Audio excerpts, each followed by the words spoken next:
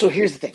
How do we negotiate value over price in the mind of the clients, especially in today's day and age? Because let's face it, everybody's looking at costs. Welcome to the HPLS podcast. Live, relevant, and high performance information, conversations, and education weekly.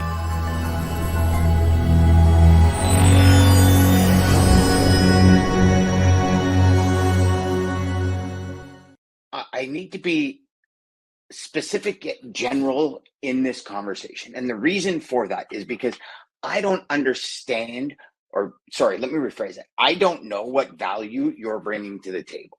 So I'm going to talk in a general sense about some of the things that I focus on when it comes to value and how I move outside of the rate perspective, especially in the beginning parts of the conversation. So when we move from negotiating rate to negotiating value, okay, a lot of the times that's because the prospect doesn't put all the value on numbers.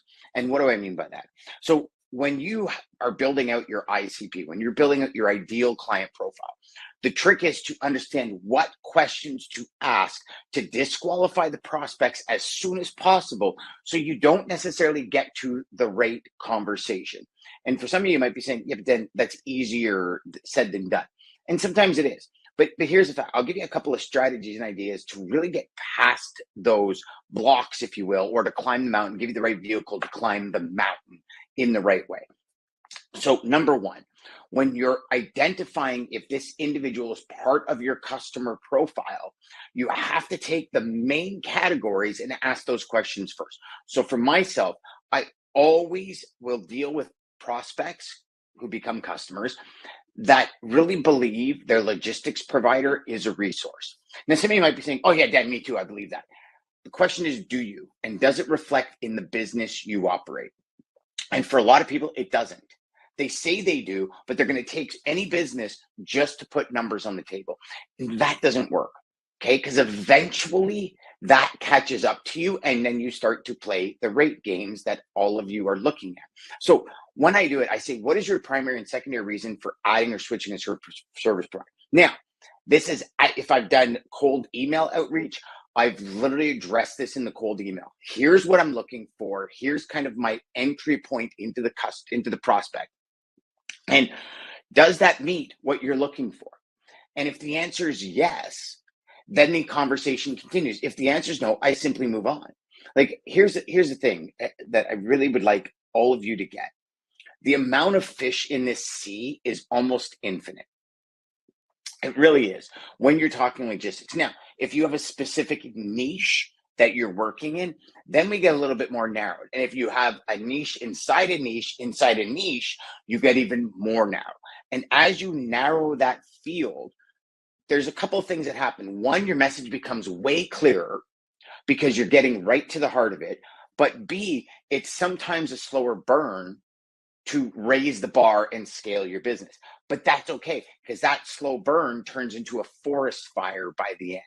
So these are a couple of things we really, really need to pay attention to, right? But if you're talking an FAK market and you're out there, you're selling, you're grinding, you're the Marine, you're in the trenches, you're digging the ditches. That's where we have to get very specific at the type of people we want to deal with. So I've had a lot of students come in and say, hey, Dad, here's my pitch. I'd like to quote you on some business. So if you use anything to do with quote you on business, I'd like to give you some numbers to see. I'd like any of those catchphrases, if you want. You're setting yourself up for a customer, for the ideal client that you're looking for, to be all about rates, right? When you set yourself up with different things like, this is our biggest foot forward, like this is our superpower, this is our gold mine, this is what we do best as a corporation. Now, as a corporation, you might be like a lot of the logistics companies I worked for, where you're kind of your own bubble inside the bigger web of the corporation.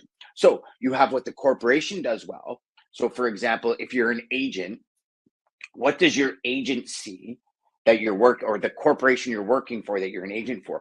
What are some of their superpowers? And then you look and say, well, what is my superpowers? If you're cradle to grave, right? You're going right from literally booking to, or from prospecting to booking your own freight. What are your superpowers based in the underlying web of your company? So these are all things we really must know in order to negotiate value over price. Because if you don't know what value you bring to the table, you're never going to be able to negotiate that over price. It's always going to come back to price. Now, a little caveat here, because I know some of you are probably saying at this point, yeah, but Dan, hey, here's the reality. Price matters. And it does. You can have the greatest relationship with somebody, meaning you're building that relationship from a prospecting perspective, okay? You have the greatest relationship. And then it gets to a point where they say, you know what? I really want to work with you. Can you give me some costing on this? And you're hundreds of dollars higher. It's probably never going to happen. Now, the caveat to that caveat is when you're working with somebody and they see the value in what you bring to the table. Money doesn't always make the end difference. And let me explain to you what I mean by that. I've had many customers say, Dan, I just had somebody call me and they're $100 cheaper. And I'm like, I'm sorry. In order to get you the value that you want, I can't be playing on load boards. I can't be playing in the spot market. I have dedicated costs that I have to adhere to. If you want to use that other supplier because they're $100, $200 cheaper, I get it. That's your prerogative, but I cannot do it. And I literally stopped the conversation right there. Now, I've had customers leave me for a few weeks and come back and go, oh my gosh, that was the worst decision of my life. And I've had customers leave me and never come back. And that's part of the game. I chose probably not early on, but about mid to third quarter of my business career over the last 30 years to say, I'm not playing in that sandbox. I'm going to build my own sandbox and I'm going to have prospects come and play with me because I believe the value that I have supersedes a couple of bucks. Now, that's what I believe. And a lot of the times, my customers, when I say my customers, meaning the individuals I deal with, believe that too, but they have a boss. Right? And their boss or their corporation or their mandates might be different than what they believe. And we come across this all the time, right? Just this week, I had a prospect where we were looking at, he says, well, here's kind of what I do.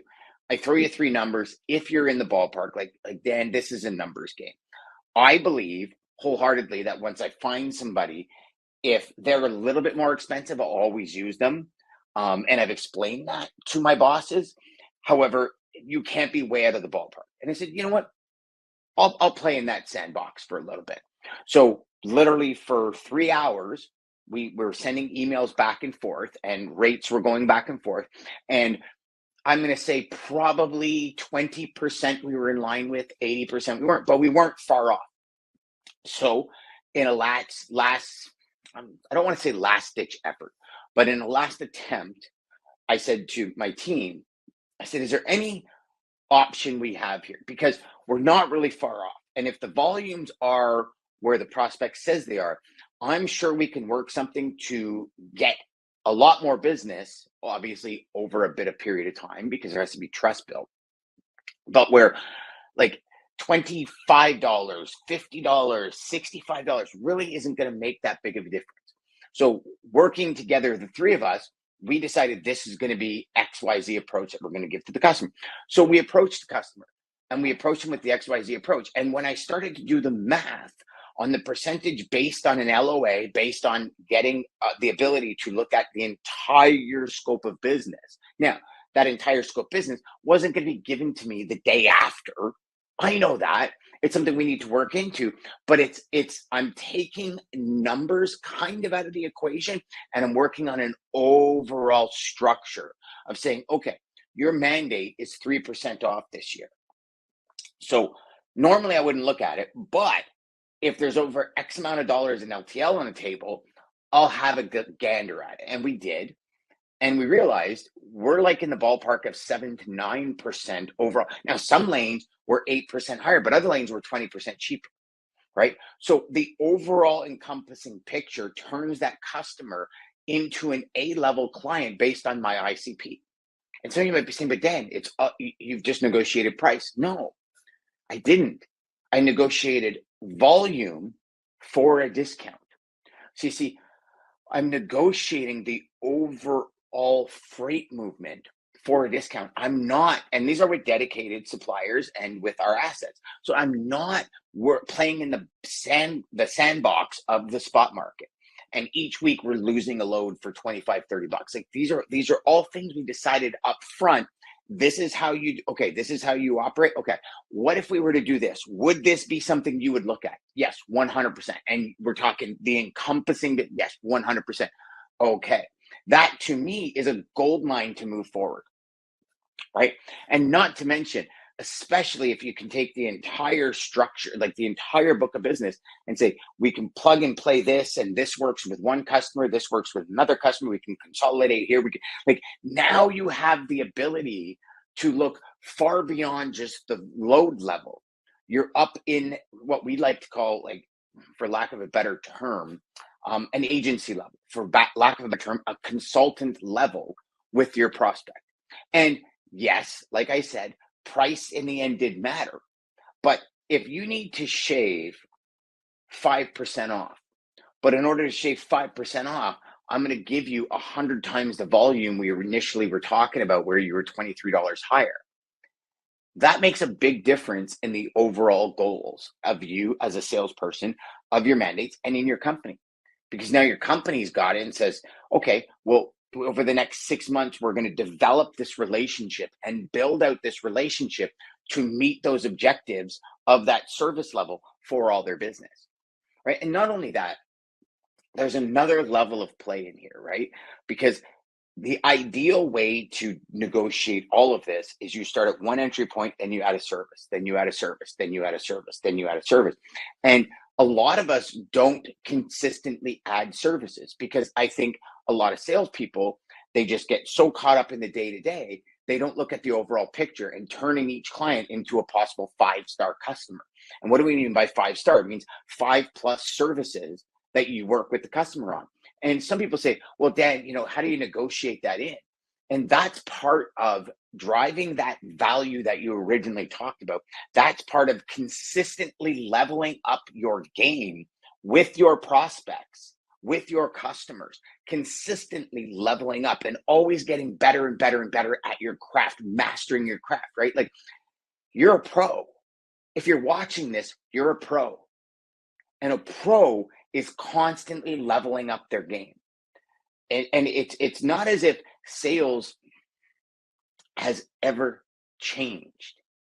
The psychological triggers are still the same. The functionality of sales goes back way beyond the 1900s. We're still human 101. We can have all the tools on the planet, all this tech, everything. We're still human 101.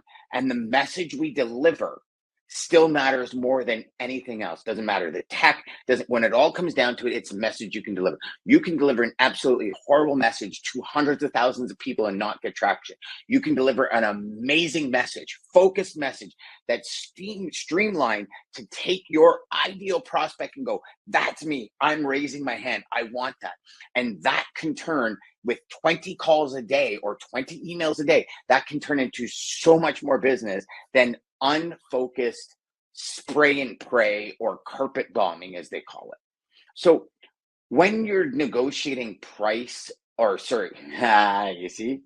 when you're negotiating service over price, just understand price will always be a factor, but try your best not to let it be the main factor. And that all starts with your messaging.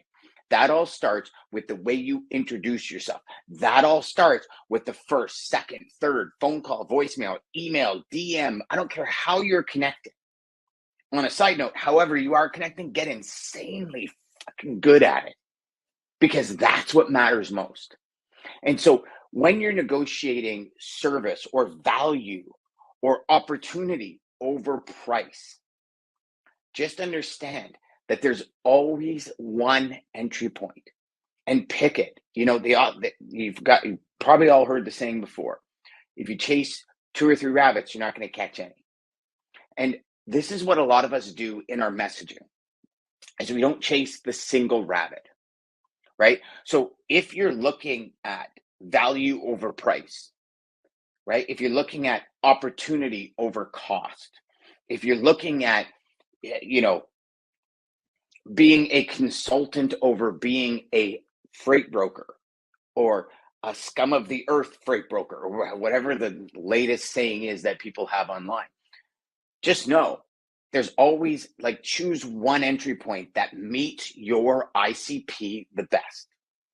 Because here's the thing, you can always go back to all the ones in a couple of months that said, no, I'm not there right now. Hey, wanted to let you know, here's kind of what we're looking at now. Does that meet your present needs? So just because somebody said no to your first primary kind of foot in the door idea doesn't mean that down the road they're not going to be open to it, or to some form of idea that you then develop. Because again, in sales, it's constantly changing. So your first idea might be, okay, I'm going to protect my prospects. Like at this day and time right now, as we're recording this, I'm going to protect my prospects from what possibly might happen in the future. Right? 6 months from now, if the market flips, as everybody's interpreting it to or predicting it will, right? If the market flips, it's going to be a different conversation that you're going to enter the door with. Like, are you sick of rates constantly rising, as opposed to we're going to watch out for that? So you see, your individual process, what you have set up as your foundation to your business, is going to be changing, possibly even month to month. And we saw that a couple of years ago. Everything was changing every month. It's like you're constantly pivoting and shifting. And this is just what happens. This is the industry. But I'll tell you one thing that doesn't shift. If you always talk about price, you'll always get prospects that are price driven, and you'll always be the one that's quoting. I'll share a story with you before we go. When I was training over 130 reps in a single company, there was one rep that stood out. I mean, this guy was a hustler. This guy just grinded and grinded and grinded. And he was negotiating, wheeling, dealing. And you'd watch him work. And you're like, man, he's just all over it. He's putting all this effort and energy into it. And he probably, in that department, the one department that I was managing, there's about 20 people in that department, maybe 15. He was probably putting the most output. And he started to do really well. But everything was based on cost. His whole pitch was, I'm going to do it cheaper than anyone else, and I'm going to give you the value with the cheap price. I'm going to give you the filet mignon at dollar store prices. That was his pitch. And he was like, Dad, this is just what I want to do. And I'm like, okay. As much as I tried to share with him how that in the end is going to lead to a downfall, it's going to lead to burnout, it's going to lead to huge issues, he wouldn't listen. So, but you know what? He was doing numbers, and I was like, okay, eventually you will see it. I can't force that down your throat, but I can tell you that eventually it's going to catch up to you. He's like, cool. It caught up to him when he decided to go on vacation. 2 years into he didn't go on vacation for 2 years. 2 years into his employment, he went away for a week and a half.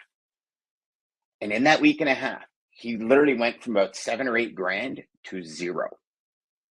Because no one that took over his business was working as hard as he did. No one that took over his business was wheeling and dealing to the levels that he was dealing. And I remember when he came back, he's like, Dan, what happened? And I go, as much as I'd love to tell you, it was because, you had no freight. We had opportunities. We had about half the opportunities that you would have, because the ops team that's managing hundreds of other accounts doesn't have time to call that customer 4 times a day and say, what's on tap now? What's on tap now? What's on tap now? What's on tap now? So a couple of things that I'd like all of you to understand from that story. Number one is the fact that when you consistently operate in a single way, you teach your customers that's the way you operate. So by him inbound calling 3 times a day saying, what do you got? What do you got? What do you got? When somebody does an inbound call, the customer just goes about their day. So they're going about their day the way they normally would, because everything comes to them. It's kind of like if you've ever always, so let's say, for example, you're nervous, afraid, whatever the word is you want to use, about calling customers when things go wrong. and you only send them emails. There will come a point in time where you teach your customers that when you send emails, it's bad. It's just what it is. It's the way human nature works, right? It's like if you have kids, and I can remember this vividly. I remember our kids, we started at one point in time, started ordering dinner on Friday nights, and we did it for like 3 weeks. And on the fourth week, I started cooking dinner just because I didn't feel like ordering. And my gosh, it was like, well, we always order on Friday nights. Because it's so this is the patterns as humans that we adopt into our life. And those patterns are become our habits. So if you've created a habit of your customer waiting for your phone call and they don't get your phone call because it's just like, okay, and they're going about their day, they're busy, they will forget about you. It's reality. So that's what happened to this gentleman. His customers forgot about him. And he realized at that point, I need to change this because I'm going to be stuck in the office 24/7, 365 in order to generate a livelihood that nobody wants. So take this as a number one thing. When you're working in the world of logistics and sales, always go in with a single foot forward. Always understand that everything we do pretty much trains our customers on this is what to expect from us. So you're going to want to make sure that when you train your customers to understand what to expect, it's things that resonate with your long-term vision goals and ICP, ideal client profiles. Okay. This is critical. So go in with a single foot forward. If that prospect individually says, you know what, not where I'm at, no problem. Put them a note in to get back to them in 6 months. Because maybe you have another foot that's going forward in 6 months. That's going to be the foot that they need. Right? That's the message. Always have the one foot. If you're going in with a message of rates, always be prepared to be in a negotiation period of rates, nothing else. Because value won't matter, service won't matter, no opportunity will matter, no goal attainment will matter. It will be all rates because you set the conversation up that way. That might seem harsh to some of you, and I'm sorry if it is, but the reality is you set up all the conversations about numbers yourself. And it's how you interact with the prospect that sets that table up. Until next time, my friends, go out there, make every call educational, and crush your sales. Thanks for watching.